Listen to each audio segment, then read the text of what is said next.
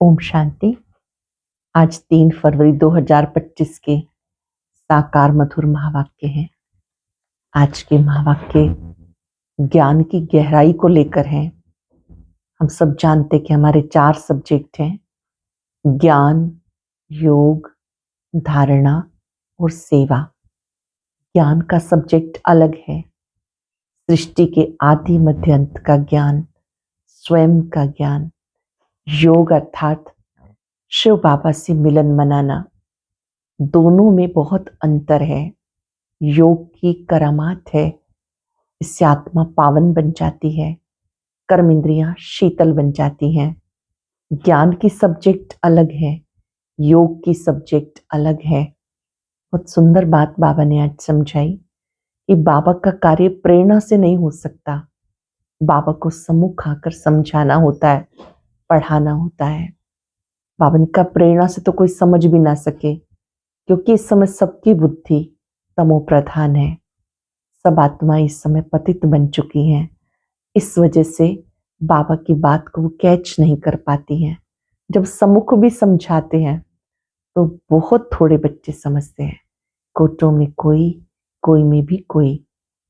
बाबा ने याद दिलाया कि इस समय मैं आता हूं तुम बच्चों को सत्य ज्ञान देने के लिए।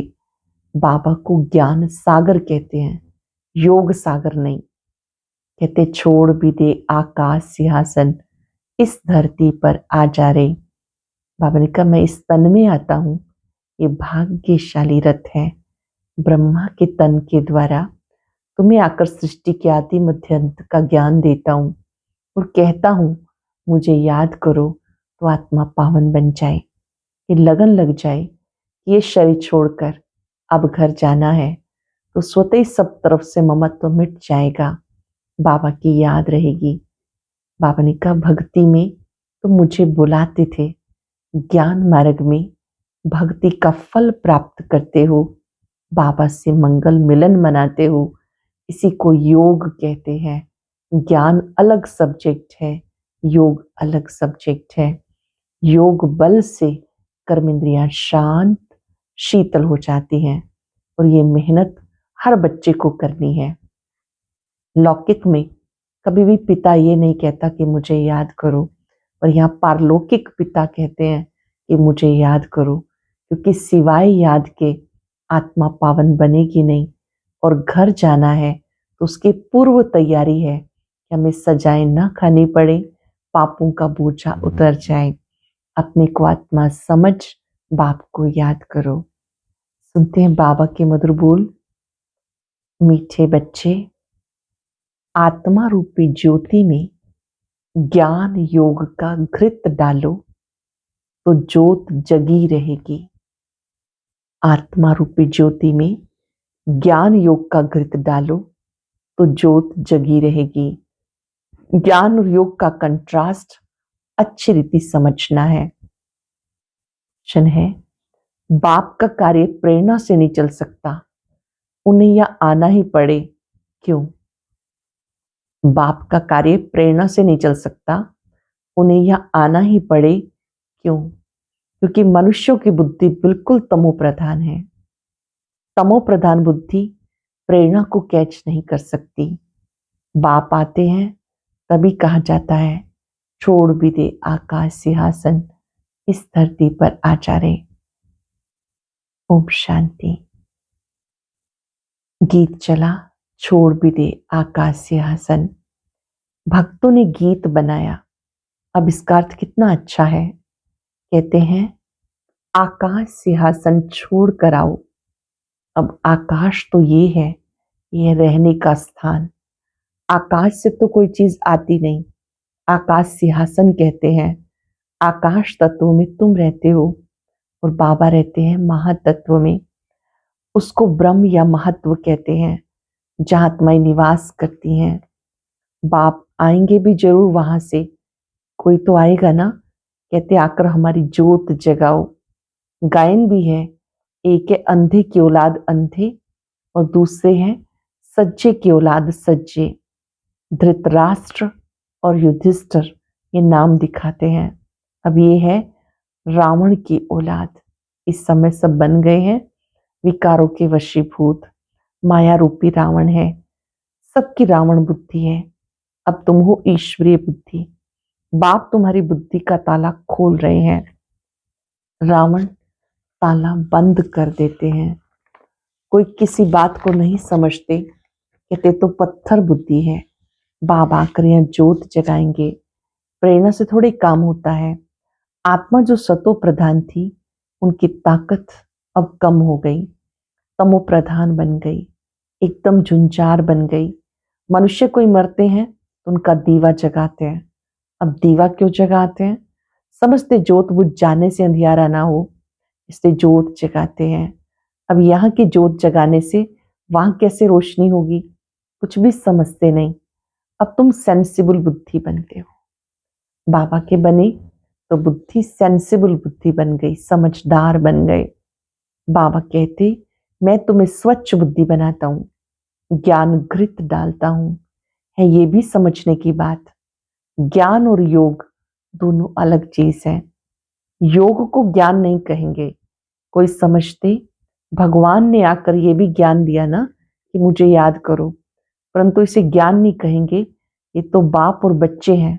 बच्चे जानते हैं ये हमारा बाबा है, इसमें ज्ञान की बात नहीं कहेंगे।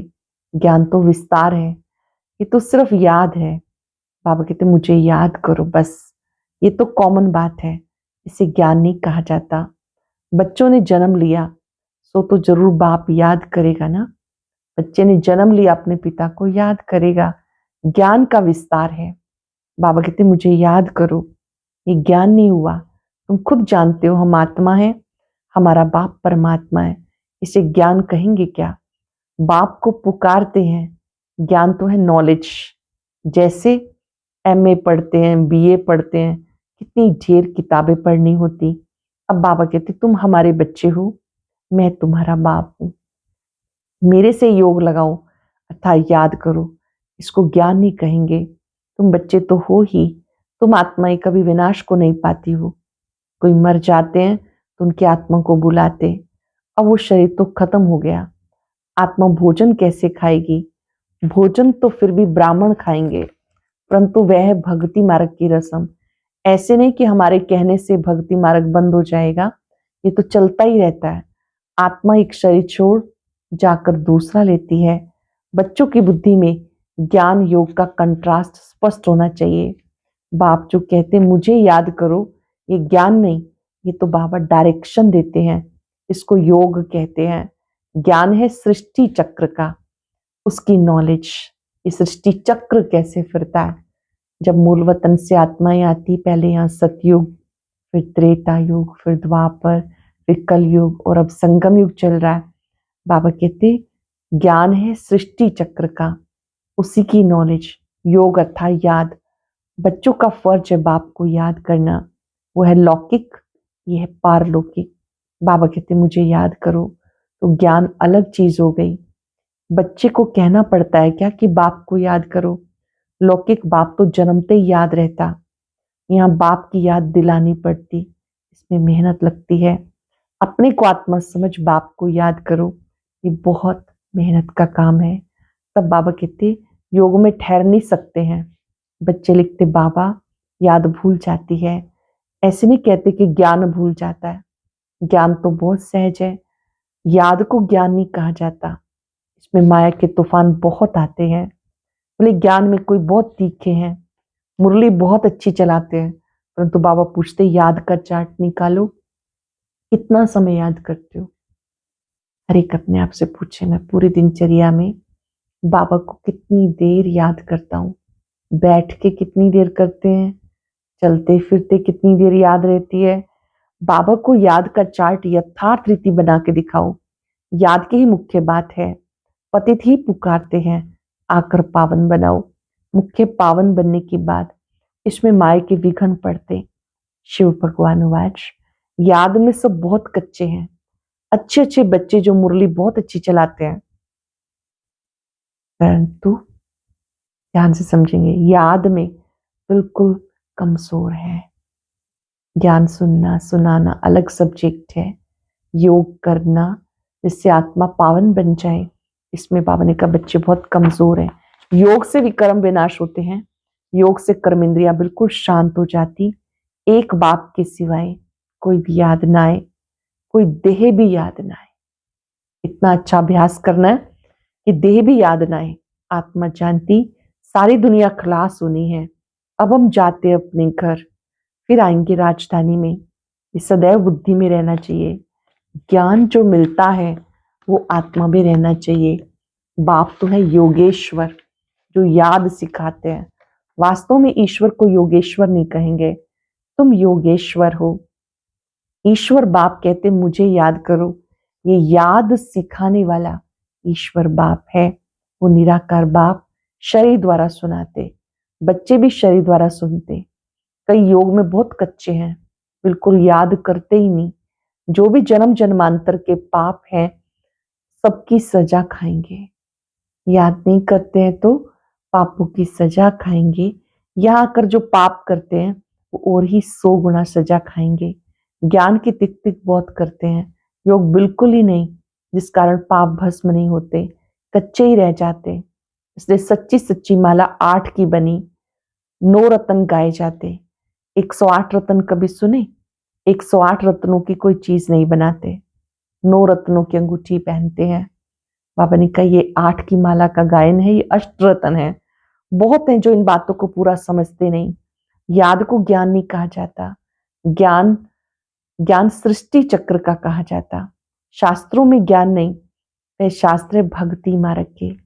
बाबा खुद कहते हैं मैं इनसे नहीं मिलता हूं, साधुओं आदि सबका उद्धार करने के लिए मैं आता हूं। वो समझते ब्रह्म में लीन होना है, फिर मिसाल देते पानी के बुदबुदे का। अब तुम ऐसा नहीं कहते, तुम जानते हो हम आत्माएं बाबा के बच्चे हैं। माम एकम याद करो, ये अक्षर भी कहते परंतु अर्थ नहीं समझते।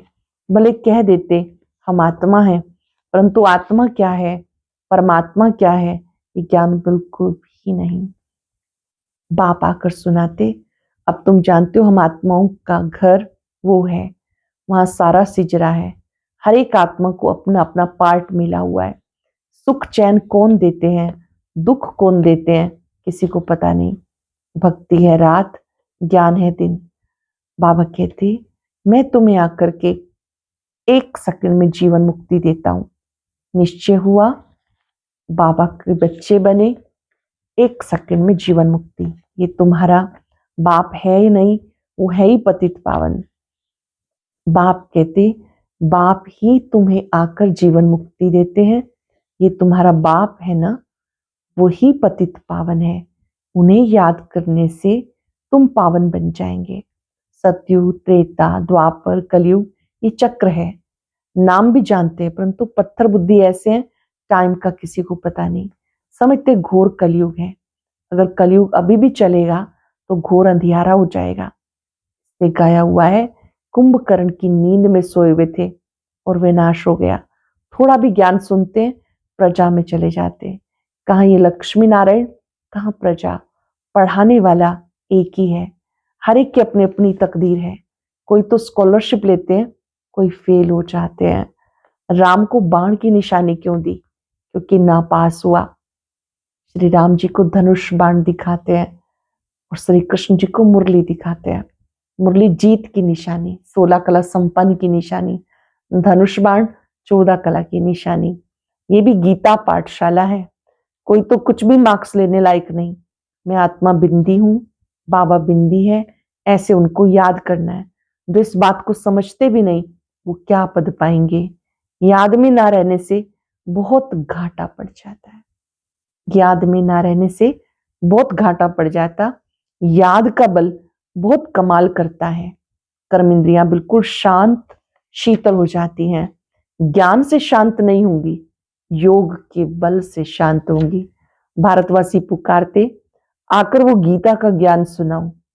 अब वो कौन आएगा? श्री कृष्ण की आत्मा तो यहाँ है। कोई सिंहासन पर थोड़ा ही बैठते हैं जिसको बुलाते हैं। अगर कोई कहे हम क्राइस्ट की आत्मा को याद करते हैं, अरे वो तो यहाँ ही है। उनको क्या पता क्राइस्ट की सोल यहाँ ही है, वापस जा नहीं सकती।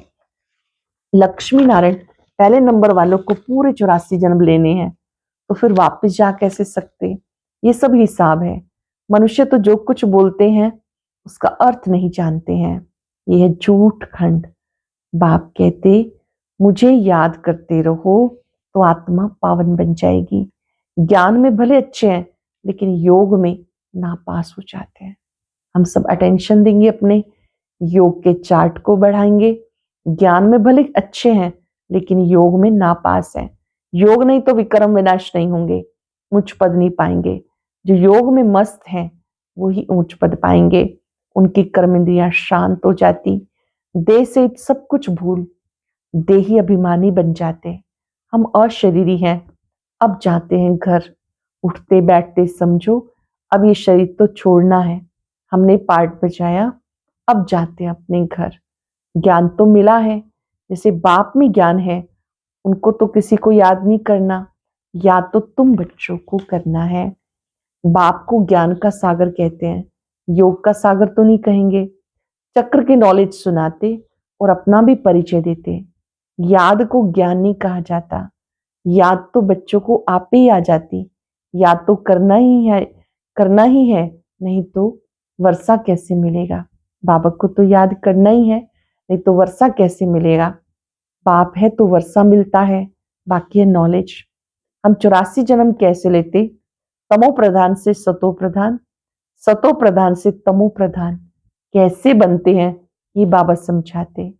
अब फिर से सतो प्रधान बनना है बाबा की याद से। तुम रूहानी बच्चे रूहानी बाप के पास आए हो, उनको शरीर का आधार चाहिए ना। कहते मैं बूढ़े तन में प्रवेश करता हूं, है भी वानप्रस्थ अवस्था। अब बाबा कहते सारी सृष्टि का कल्याण होता है, यह भाग्यशाली रथ। इसमें कितनी सर्विस होती है। तो शरीर का भान छोड़ने के लिए याद चाहिए, इस देह का भान छोड़ने के लिए याद चाहिए। इसमें ज्ञान की बात नहीं, जास्ती याद सिखानी है। ज्ञान तो सहज है, छोटा बच्चा भी सुना दे, बाकी याद में मेहनत है। एक की ही याद रहे, इसको कहते अव्यय विचार याद। करेंगे 10 सेकंड बाबा के स्वरूप पर एकाग्र होकर, उनकी लाइट माइट को अपने में आता अनुभव करें।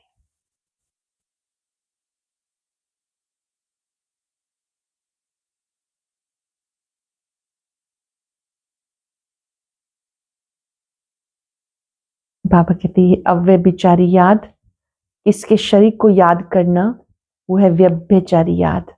याद से सबको भूल अशरीरी बनना है। बाबा को याद करना है, अशरीरी बन जाना है। अच्छा मीठे मीठे सिक्के लदे बच्चों प्रति माता पिता बाप दादा का याद प्यार गुड मॉर्निंग। रूहानी बाप की रूहानी बच्चों को नमस्ते। रूहानी बच्चों की रूहानी बाप दादा को याद प्यार नमस्ते, गुड मॉर्निंग, शुक्रिया बाबा शुक्रिया। धारणा के लिए सार, याद के बल से अपनी कर्मेंद्रियों को शीतल शांत बनाना है। फुल पास होने के लिए यथार्थ रीति बाबा को याद कर पावन बनना है। उठते बैठते बुद्धि में रहे अभी हम ये पुराना शरीर छोड़ वापस घर जाएंगे। जैसे बाप में सब ज्ञान है, ऐसे मास्टर ज्ञान सागर बनना है। याद के बल से कर्मेंद्रियों को शांत शीतल बनाना है। फुल पास होने के लिए यथार्थ रीति बाप को याद कर पावन बनना है। उठते बैठते बुद्धि में रहे अभी हम ये पुराना शरीर छोड़ वापस घर जाएंगे। जैसे बाप में सब ज्ञान है, ऐसे मास्टर ज्ञान सागर बनना है। बहुत सुंदर वरदान। कंबाइंड स्वरूप की स्मृति द्वारा श्रेष्ठ स्थिति की सीट पे सेट रहने वाले सदा संपन्न भव। कंबाइंड स्वरूप की स्मृति द्वारा श्रेष्ठ स्थिति की सीट पे सेट रहने वाले सदा संपन्न भव। संगम युग पर शिव शक्ति के कंबाइंड स्वरूप की स्मृति में रहने से हर असंभव कार्य संभव हो जाता है। शिव शक्ति के कंबाइंड स्वरूप की स्मृति में रहने से हर असंभव कार्य संभव हो जाता है। यही सर्वश्रेष्ठ स्वरूप है। इस स्वरूप में स्थित रहने से संपन्न भव का वरदान मिल जाता है। बाप दादा सब बच्चों को सदा सुखदायी स्थिति की सीट देते हैं। बाबा ने सीट दी है सुखदायी सीट, सदा इस सीट पर सेट रहो तो अतीन्द्रिय सुख के झूले में झूलते रहेंगे। सिर्फ विस्मृति के संस्कार समाप्त करो। बार बार जो हम भूल जाते हैं, ये विस्मृति का संस्कार समाप्त करो। संगम युग पर शिव शक्ति के कंबाइंड स्वरूप की स्मृति में रहने से हर असंभव कार्य संभव हो जाता है। यही सर्वश्रेष्ठ स्वरूप है। इस स्वरूप में स्थित रहने से संपन्न भव का वरदान मिल जाता है। बाप दादा सब बच्चों को सदा सुखदायी स्थिति की सीट देते हैं। सदा इस सीट पर सेट रहो तो अतीन्द्रिय सुख के झूले में झूलते रहेंगे। सिर्फ विस्मृति के संस्कार को समाप्त करो। स्लोगन है, पावरफुल वृत्ति द्वारा आत्माओं को योग्य और योगी बनाओ। अपनी पावरफुल वृत्ति से आत्माओं को योग्य और योगी बनाओ। अव्यक्त इशारा है, एकांत प्रिय बनो, एकता और एकाग्रता को अपनाओ। एकांत प्रिय बनो, एकता और एकाग्रता को अपनाओ। एक मत का वातावरण तब बनेगा जब समाने की शक्ति होगी। तो भिन्नता को समाओ, तब आपस में एकता से समीप आएंगे और सबके आगे दृष्टांत रूप बनेंगे। ब्राह्मण परिवार की विशेषता है अनेक होते भी एक। ये एकता का वाइब्रेशन सारे विश्व में एक धर्म, एक राज्य की स्थापना करेगा। ये एकता का वाइब्रेशन सारे विश्व में एक धर्म, एक राज्य की स्थापना करेगा। इसलिए अटेंशन देकर भिन्नता को मिटाकर एकता लानी है। सरल शब्दों में, संस्कार स्वभाव तो सबके अलग अलग हैं। ये भिन्नता तो रहेगी, लेकिन इस भिन्नता को मिटाने के लिए समाने की शक्ति चाहिए। स्वीकार कर लेना है, सबका पार्ट अपना है। बाबा कहते हैं, इस तरह से जब आप एकता से चलेंगे, भिन्नता को मिटाएंगे, तो एकांत प्रिय बन बाबा का नाम बाला करेंगे। आज हम सब कंबाइंड स्वरूप में रहेंगे और अतीन्द्रिय सुख की अनुभूति करेंगे। कुछ पल के लिए एकाग्र हो जाएं, महसूस करें, मैं संपन्न आत्मा हूं। अपनी संपूर्णता की स्टेज को देखें। मैं आत्मा बाबा के साथ कंबाइंड हूं। शिव शक्ति हूं। इस स्मृति में स्थित होने से शिव की शक्तियां हमें प्रभावित होने लगती है। परमात्मा शक्तियां मेरे चारों ओर है।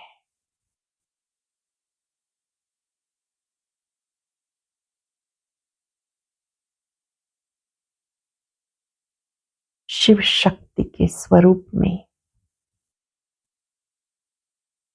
असीम शक्ति है। कमजोरियां समाप्त हो जाती हैं, आत्मा संपन्न बन जाती है। कंबाइंड स्वरूप अतीन्द्रिय सुख प्रदान करता है। परमात्मा शक्तियों को अपने में समाते जाएं। मैं संपन्न आत्मा हूं। ओम शांति। अब आज का अव्यक्त इशारा और ज्ञान मोती भी अवश्य सुने।